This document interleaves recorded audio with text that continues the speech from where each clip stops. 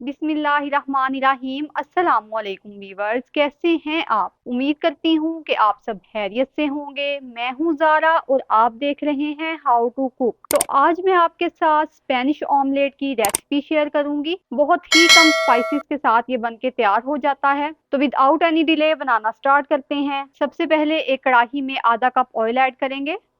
एक बड़े साइज का आलू मैंने लिया है और इसको इस तरह टुकड़ों में कटिंग कर लिया है, तो उसको मैं ऐड कर दूंगी।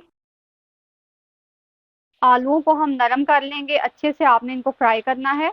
अब इसमें प्याज शामिल करूंगी, तो ये बारीक स्लाइस में कटा हुआ प्याज है। तो एक बड़े साइज का मैंने प्याज लिया था और उसको मैंने इस तरह लंबाई के रुख बारीक कटिंग कर लिया था। तो इसको आलूओं के साथ जो है बहुत अच्छे तरीके से नरम कर लेंगे हम। लो टू मीडियम फ्लेम पे इसको हम 5 मिनट के लिए कवर करके रख देंगे ताकि प्याज और आलू अच्छे से गल जाएं। 5 मिनट का टाइम हो चुका है, तो अब कंडीशन देखते हैं आलूओं की। तो आलू जो है माशाल्लाह से हमारे गल चुके हैं और प्याज भी जो है वो अच्छे तरीके से जो है नरम हो चुकी है। अब इसको निकाल लेते हैं और इसको ठंडा कर लेंगे। अब एक बॉल में अंडे ऐड कर लेते हैं। हाफ टी स्पून नमक ऐड करेंगे। 1 टीस्पून काली मिर्च का पाउडर ऐड करेंगे। तो ये सब्ज धनिया जो है ये मैंने 1 टेबल स्पून ऐड कर रही हूँ इसमें।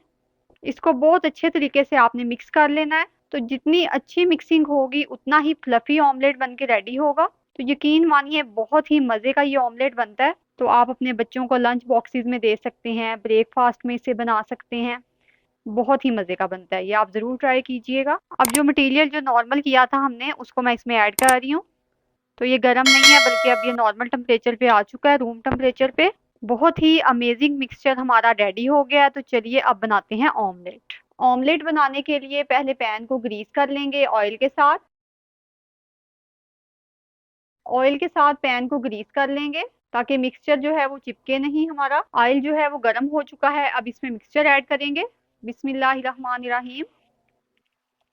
मिक्सचर को अच्छे तरीके से स्प्रेड कर लेंगे। आंच आपने मीडियम टू लो रखनी है। इस मिक्सचर को जलने से बचाने के लिए नीचे हम एक तवा रख लेंगे और उसके ऊपर मिक्सचर रख के हम 5 से 7 मिनट के लिए कुक कर लेंगे। कवर हटा के देखते हैं, एक साइड इसकी जो है वो कुक हो चुकी है।